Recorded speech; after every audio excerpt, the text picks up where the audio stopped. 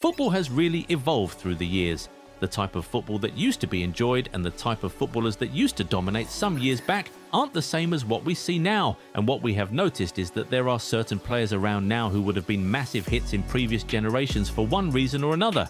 Who are some of these guys we're talking about here? Let's find out. These are 8 players who are in the wrong generation.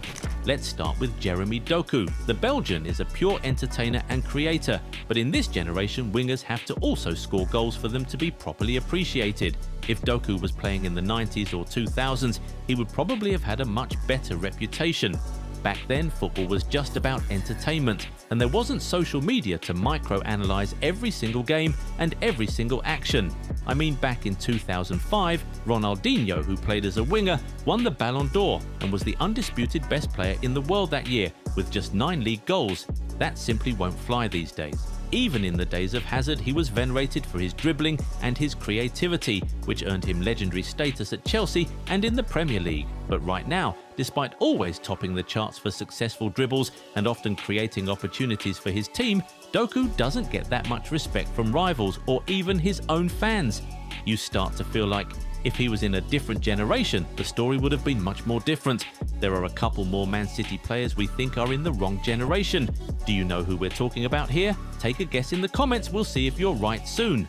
While you're there, if you aren't yet subscribed to the channel, go do that right away so you never miss out on our amazing content.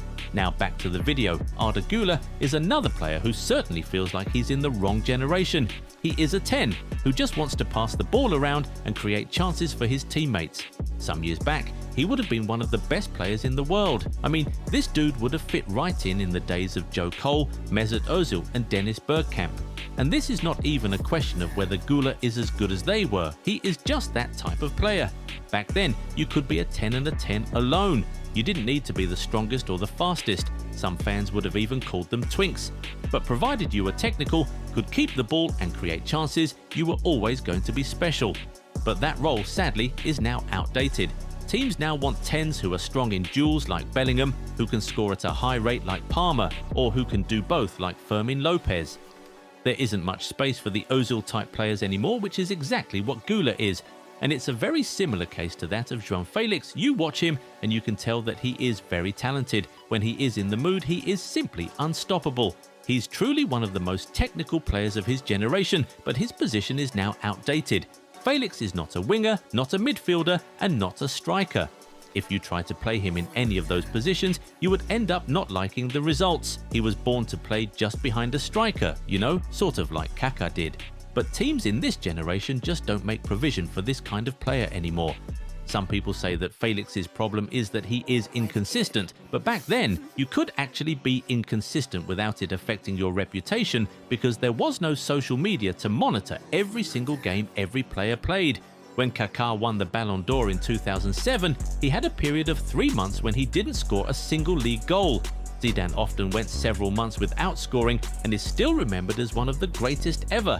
The simple truth is that the previous generations allowed for inconsistency, so Joao Felix would have fit right in there. And you can say the same for Omar Marmoush. The dude is not a winger, not a 10 and not a 9. What he is a second striker, but that is an outdated position right now, even more outdated than the traditional 10. It is simply why the Egyptian struggles for minutes at Man City, and he will face the same problem at any other top club. There simply aren't many big teams around the world who play with an SS. In fact, Inter Milan might be the only one. Back in the day, second strikers were really popular and got a lot of respect. Players like Totti, Griezmann and Müller rose to fame playing in this position. Maybe if Marmoush was playing during those times, he would have become a football legend. Because to be fair, even now, when you create a system that can probably accommodate him, he plays really brilliantly. Now, that's just one of the other Man City players we told are also in this video. The other person is Gianluigi Donnarumma. He's one of the best shot stoppers around, and back then, that was enough to make you an all-time great. But these days, quite a number of top teams require that you also be good with the ball at your feet, which is something the Italian really struggles with. I mean, think about it. Donnarumma was forced out of PSG because of his inability to play with his feet. I mean, yeah, he was lucky to have got another top club to sign him immediately, but just think about it for a second. We're talking about arguably the best shot stopper of his generation, who just won his team their first ever Champions League title, but he got forced out because he can't use his feet. I mean, just imagine Gianluigi Buffon in his prime getting axed from his team because of ball playing. That would simply never have happened.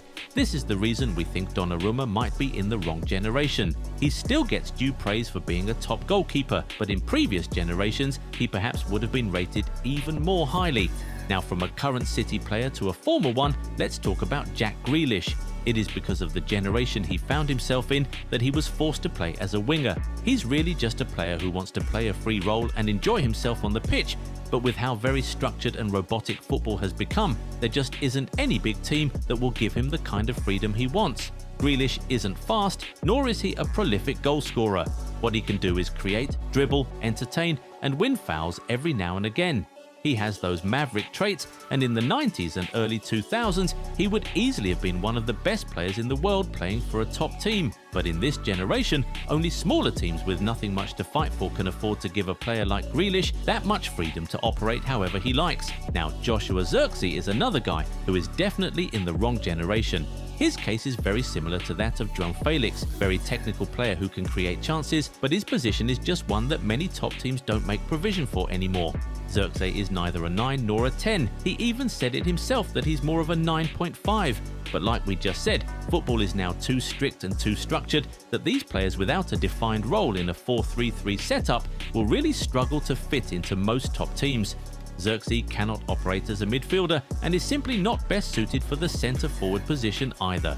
He's a player that needs to just be playing off a 9, and most top teams these days just don't make space for that anymore.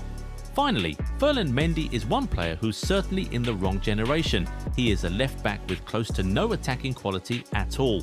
When it comes to defending and being strong at the back, he's quite comfortable. But ask him to overlap, beat his man, put a cross in, or attempt a shot, he would be completely lost. He could have made it many years back when defenders only needed to defend, nothing more. But attacking is part of the job description of the modern fullback, which is why he just can't really hack it. He'll never be the starting left back at any top club and will never be called up to the France squad again. And it's not because he's a bad defender, it's just because he found himself in the wrong generation of football. Anyway, it is now time to hear from you guys. Do you agree with our list? Are there more players you would say are in the wrong generation? Get in the comments and talk to us. If you enjoyed this video, give it a thumbs up and subscribe to the channel. Also, turn on the bell notification so you never miss out on new content. Catch you in the next one. Bye.